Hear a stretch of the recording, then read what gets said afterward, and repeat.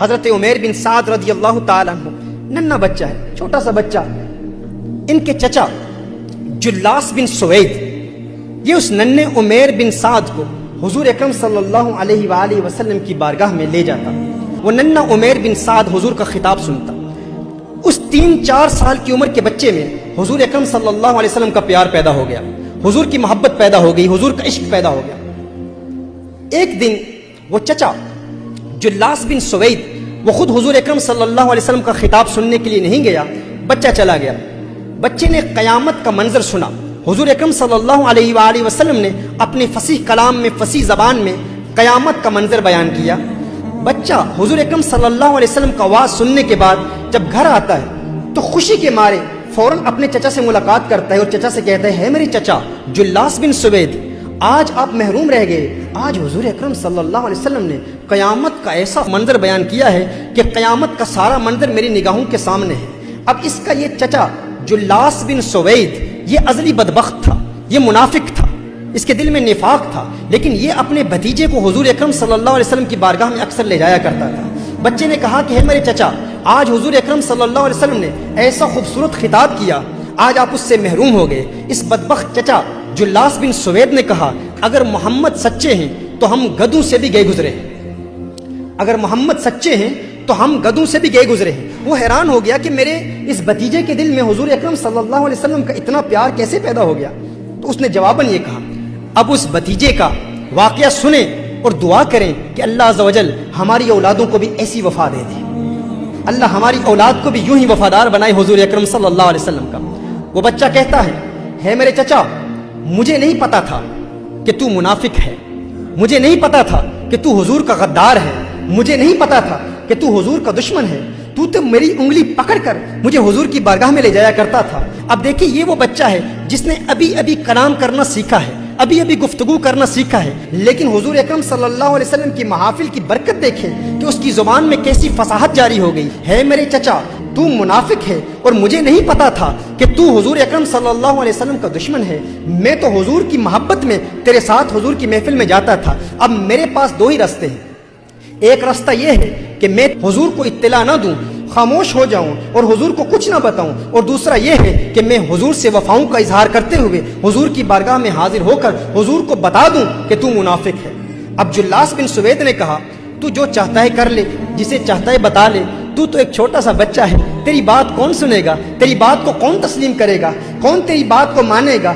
ابھی تو نے بات کرنا سیکھا ہے، ابھی تو نے کلام کرنا سیکھا ہے، جا جسے چاہتا ہے بتا.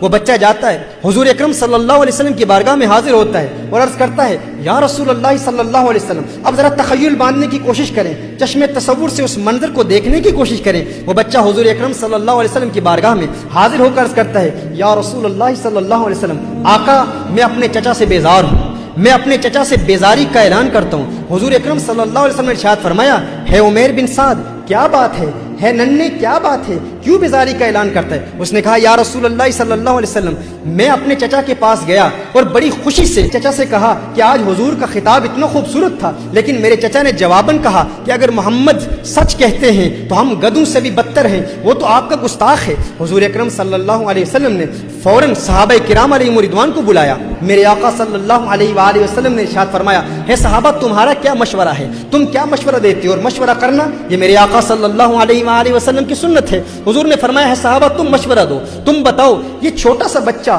جلاس بن سوید کے متعلق کہتا ہے کہ جلاس بن سوید جو اس کا چچا ہے وہ منافق ہے. صحابہ عرض کرتے ہیں یا رسول اللہ صلی اللہ علیہ وسلم، آقا یہ چھوٹا سا بچہ ہے، اسے کسی بات کا علم نہیں. جلاس بن سوید ایک شیخ کبیر ہے، ایک بزرگ شخصیت ہے، ایک عرصے سے مسجد نبوی میں نمازیں ادا کرتا ہے. یا رسول اللہ صلی اللہ علیہ وسلم وہ تو منافق نہیں ہو سکتا، یہ چھوٹا سا بچہ جو ابھی جس نے کلام کرنا شروع کیا ہے اس کی بات پر ہم اعتماد کیوں کر لیں. امت کی تربیت کے لیے اور مشورے کی سنت کو جاری کرنے کے لیے حضور اکرم صلی اللہ علیہ وسلم نے صحابہ کرام علیہم رضوان کے مشورے کو قبول کر لیا اور حضور اکرم صلی اللہ علیہ وسلم خاموش ہو گئے کہ ہم اس کی گواہی کو ابھی قبول نہیں کرتے، لیکن اس کی حکمت کیا تھی؟ جب اس ننھے سے عمیر بن سعد نے دیکھا کہ حضور اکرم صلی اللہ علیہ وسلم اور صحابہ کرام علیہم رضوان نے میری بات کو سنا نہیں، تو میرے احبہ غور کریں اور دل سے دعا کریں، دل سے اللہ کی بارگاہ میں التجا کریں کہ اللہ ہماری اولاد کو بھی ایسی وفا دے دے۔ اس بچے نے اپنا دامن، اپنی جولی کو اللہ کی بارگاہ میں یوں پھیلا دیا اور آسمان کی طرف دیکھتا ہے۔ وہ بچہ آسمان کی طرف دیکھتا ہے، یوں جولی پھیلا کر آسمان کی طرف دیکھ کر کہتا ہے اللہ اگر میں سچا ہوں تو آج میری سچائی ثابت کر دے، آج تو میری سچائی کی تصدیق کر دے، اور ہے اللہ اگر میں جھوٹا ہوں آج تو بیان فرما دے۔ محترم احبہ دعا کریں اللہ ہماری اولادوں کو بھی ایسی وفا دے دے، ایسا پیار دے دے۔ اس بچے کی زبان سے یہ کلمات ابھی جاری ہی ہوئے، پاک زبان سے جب کلمات جاری ہوتے ہیں تو تیری دعا نہ اثر سے کبھی ملول ہوئی، ادھر زبان سے نکلی ادھر قبول ہوئی۔ بچے نے دعا کی، اسی وقت آسمان سے جبریل امین نازل ہوتے ہیں، جبریل امین نازل ہوتے ہیں۔ سورہ توبہ کی یہ آیت نازل ہوتی ہے۔